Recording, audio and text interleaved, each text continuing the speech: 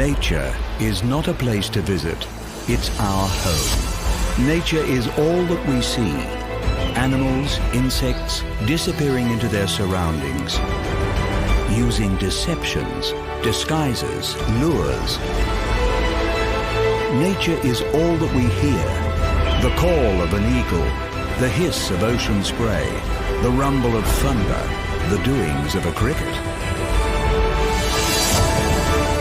The wonderful beauty of nature, the crucial, fragile affinity between animal life and their environment. All of this is World of the Wild.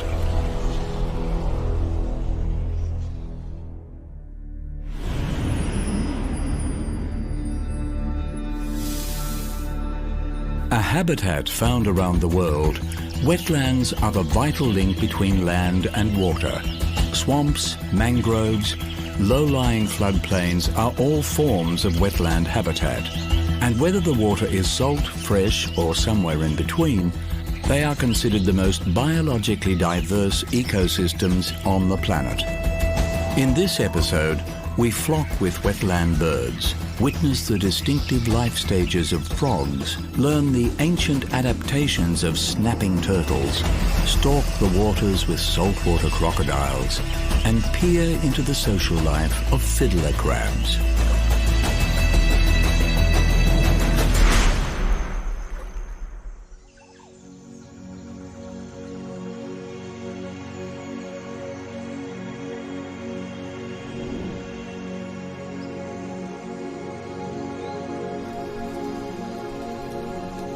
An indispensable component of the wetlands ecosystem, the vocal frog also provides this watery habitat with its characteristic soundscape. With nearly 5,000 species spread across every continent except Antarctica, these widely distributed amphibians are not limited to wetlands, but are at their most prolific within them, particularly in the tropics. Warty-skinned or not, there is actually no taxonomic difference between toads and frogs, and they all share the same life cycle. After breeding, frogs lay their eggs in a jelly-like substance in or near the water. Heavily predated upon by wetland snakes and wasps, the developing larvae can detect the vibrations of predators and hatch early to avoid being eaten.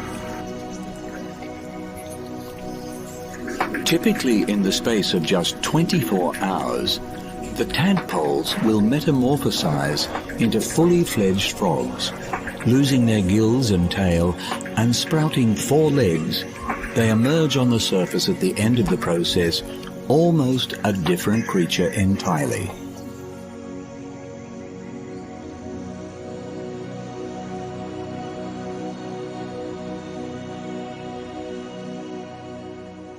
A largely carnivorous species, frogs target the abundant insect life of the wetland, firing their sticky, elongated tongues to snatch passing prey.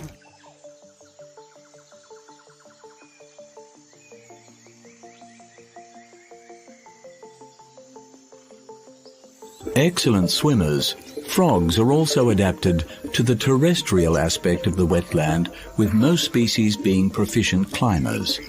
And with their heavily muscled hind legs, frogs are, relative to size, the best jumpers of all vertebrates.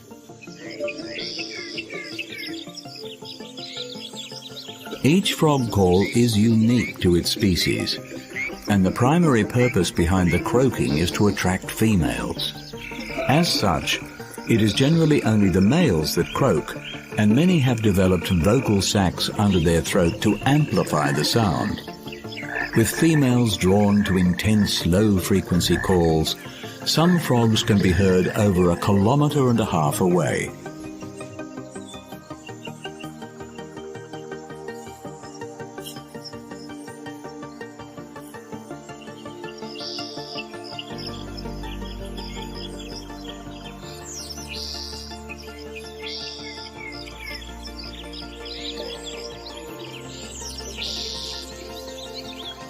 Coming in a range of colors and shapes, frog eyes project outward from either side of the head, granting a visual field of almost 360 degrees, a distinct advantage in avoiding the wetland's many predators. A transparent third eyelid provides additional protection when swimming underwater. As amphibians, frogs are able to respire through their highly permeable skins. This adaptation allows them to breathe underwater, but also makes them susceptible to contamination from their environment. With pollutants carried in the waterways and the global spread of the deadly chytrid fungus, amphibians are the most endangered animals on the planet, and over a third of frog species are facing extinction. Vital to the wetland ecosystem, if frogs are to be protected, the wetlands must remain pristine.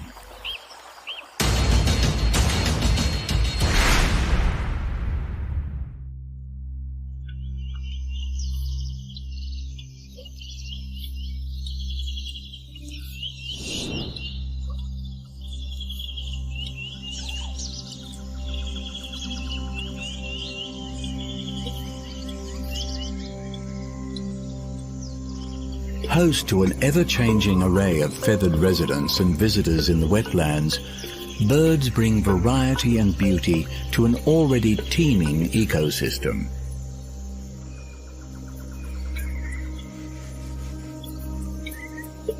Beyond the influence of the seasons, the wetlands are shaped by the flow of water, and with tides, droughts and floods, this is an environment in a constant state of flux. Countless species of bird rely on this habitat for all or part of their lives, and in times of plenty, the wetlands are alive with birds in their hundreds of thousands. Multiple species share this aquatic landscape for weeks or months at a time. Periods of flood expand the resources and opportunities that the wetland affords, and during these times of abundance, year-round residents will live side by side with masses of seasonal visitors.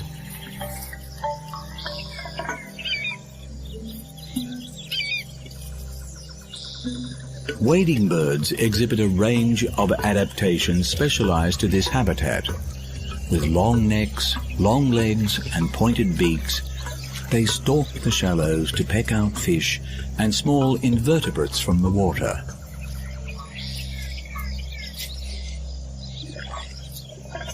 With short legs and broad bills, waterfowl float on the surface, using their web feet to paddle, and then submerge, feeding bottom up on the aquatic plants growing underwater.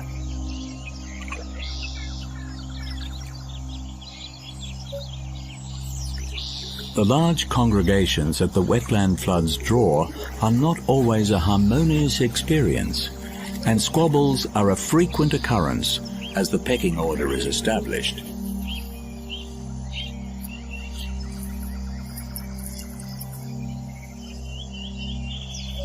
In the still waters of more tropical wetlands, water lilies thrive, and species such as long-toed lily trotters use these as a hunting surface over waters that would otherwise be beyond their reach.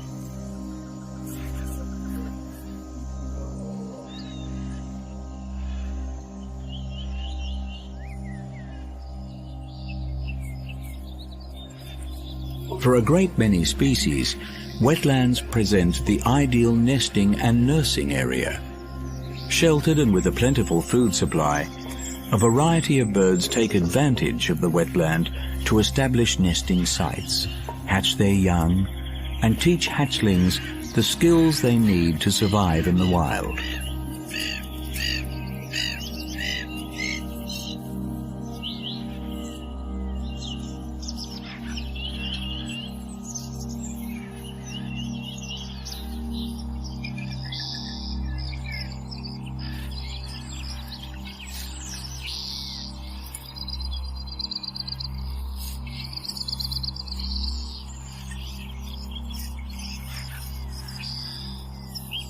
For the migratory species, they will eventually take to the wing once more, venturing from the relative security of the wetlands to the wider world beyond. These mass exoduses are among the most spectacular sights in the natural world. Such sights may become increasingly rare as climate change alters the flooding patterns of the wetlands, reducing the amount of bird life they can support. Careful management of the waterways that feed these systems is required to ensure that the waters continue to reach the wetlands and the abundance of bird life continues to flourish.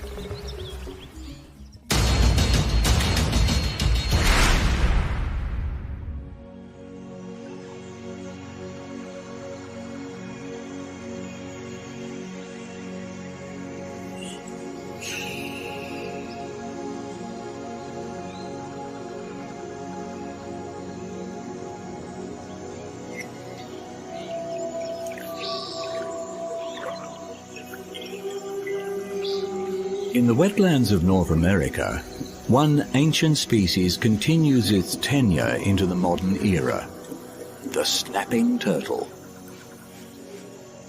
Ranging from the subtropical water systems of the eastern United States to the cooler climes of southeastern Canada, the prehistoric snapping turtle remains perfectly designed for life in the wetlands. Floating near motionless, they lure curious frogs or fish into their open mouths with a worm-like appendage anchored to their tongue.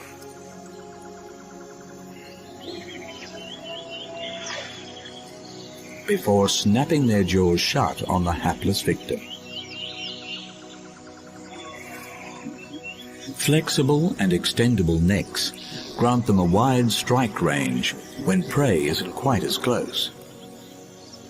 Omnivorous animals, snapping turtles play an important role in the ecology of the wetland. Tending to hunt in the cooler months of the year, they will feed on anything they can swallow, including small mammals, birds, even other reptiles and carrion.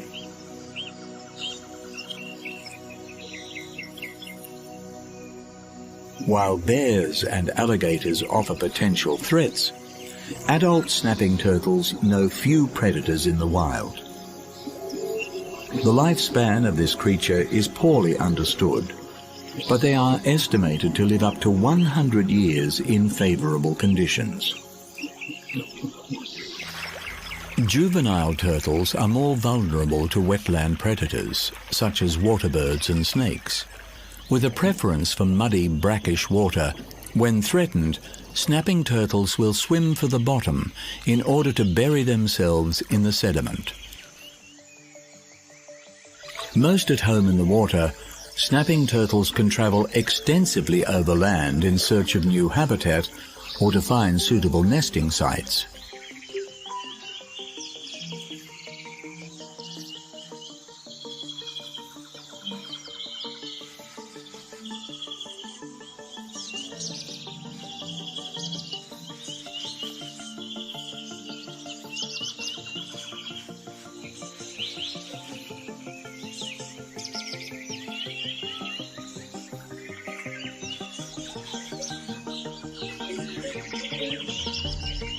Digging into sandy soil, females will lay their eggs beneath the surface,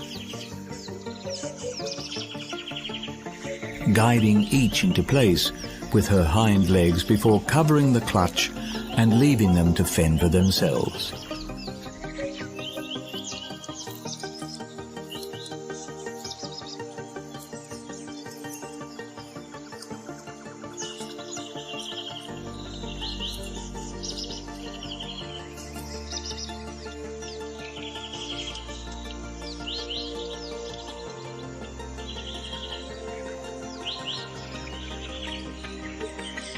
The ancestor of around 80% of today's turtle species, this prehistoric reptile is now threatened by deliberate hunting activities and habitat destruction.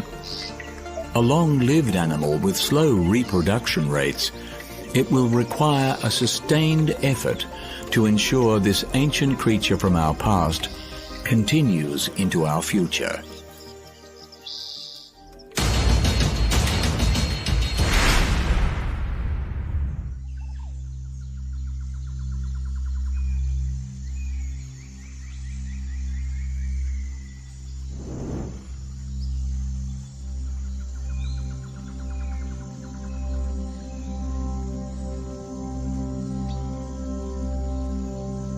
In the world of the wild, every thriving habitat has its predators, and for the wetlands, the top spot is occupied by the saltwater crocodile.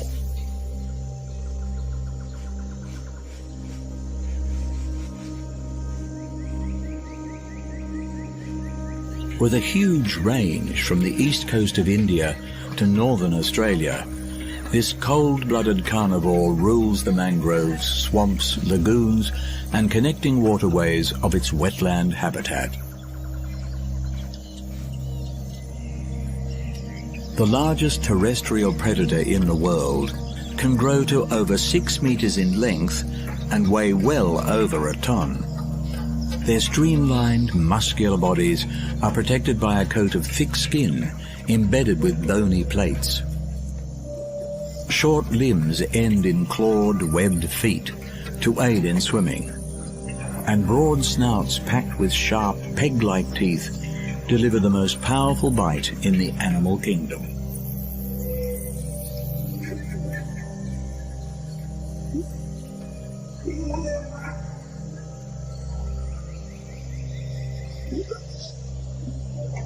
Silently patrolling their territory, they appear much like a piece of floating debris so as not to raise alarm. When prey is known to be in the area, they expel the air from their lungs and sink to the bottom, where they can wait in the perfect attack position for hours without so much as a bubble to hint at their presence. Throughout its tropical and subtropical range, the wet season plays a significant role in this species' distribution.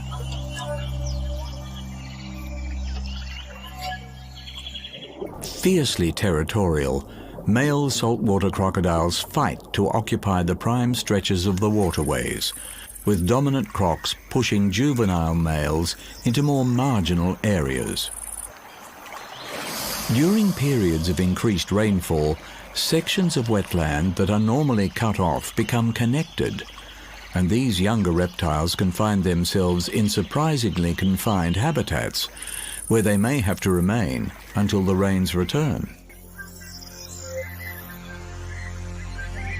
Mating occurs during the wet season, with females laying their eggs in a nest along the wetland shore.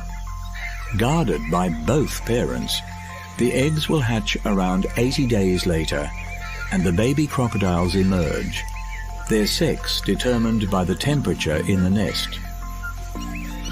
Despite the high level of maternal care shown by female crocodiles, the vulnerable young are heavily predated upon by the other inhabitants of the wetland, and only around 1% will survive to reach adulthood.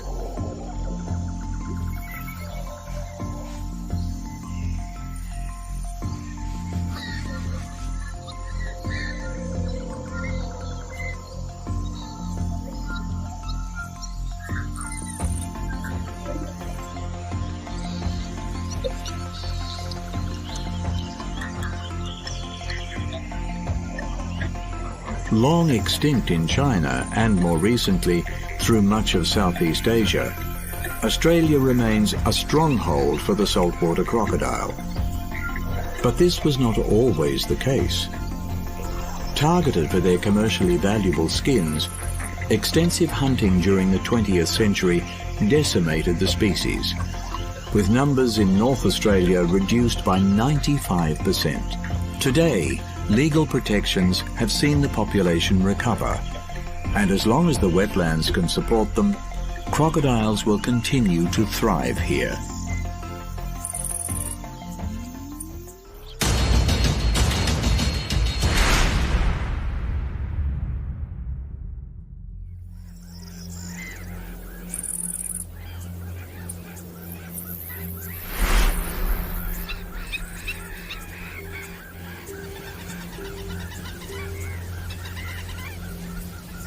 Tides play a crucial role in the wetlands, providing an ever-shifting boundary between the water and the land. Within these ebbing and flowing boundaries, one charismatic species has carved out its niche, the fiddler crab. With around 100 species dispersed throughout the tropical wetlands of the world, this small, semi-terrestrial marine crab makes its home where few other creatures can, in the intertidal zone. This dynamic area of the wetland can be completely submerged for days before the waters recede to expose the mudflat as dry land. Living in burrows beneath the surface, when the tide is out, the crabs emerge en masse to make the most of their time above the waterline. Feeding, fighting and breeding in the viable window of opportunity before the tide comes in once more.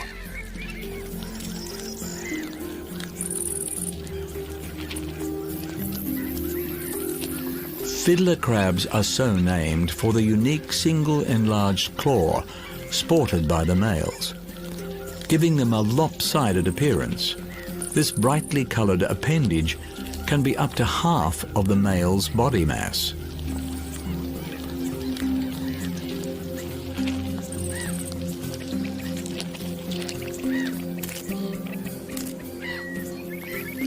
When feeding and cleaning themselves with their more functional smaller claw, male fiddler crabs are thought to take on the motions of a violinist or fiddler at play.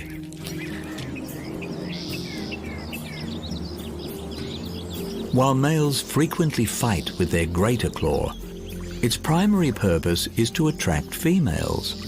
Waving in a come-hither motion, male fiddlers dedicate much of their time on the wetland surface to courting potential mates. In the small world of the fiddler crab, size matters, and males with larger claws attract more females to visit their burrows, where the female may choose to mate and move in. A source of prey for many wetland creatures, particularly birds, these tiny skittish crabs will dart for the cover of their burrows at the first hint of danger. For those that are injured in an attack, they have the ability to regenerate lost limbs. Even the male's enlarged claw can be completely regrown.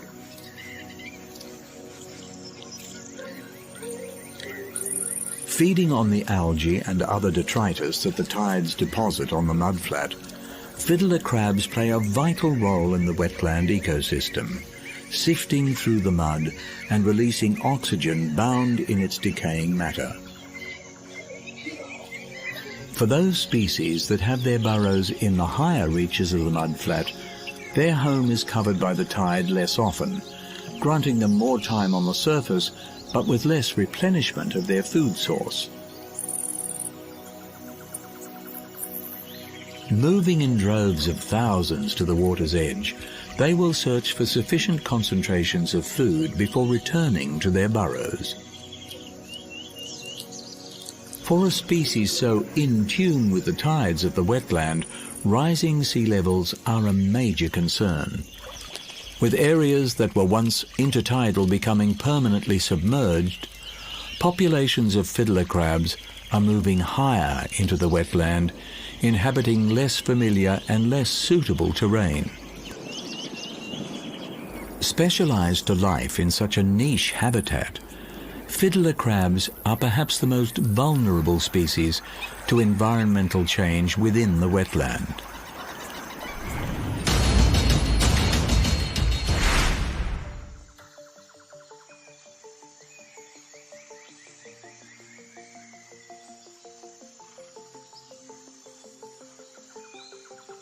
Wetlands support high concentrations of diverse animal species. In this episode, we have seen a snapshot of the varied wildlife present here, with frogs, wetland birds, snapping turtles, saltwater crocodiles, and fiddler crabs. But wetlands are also an environment in peril, viewed as being more valuable for their water and undeveloped land than the ecological service they provide.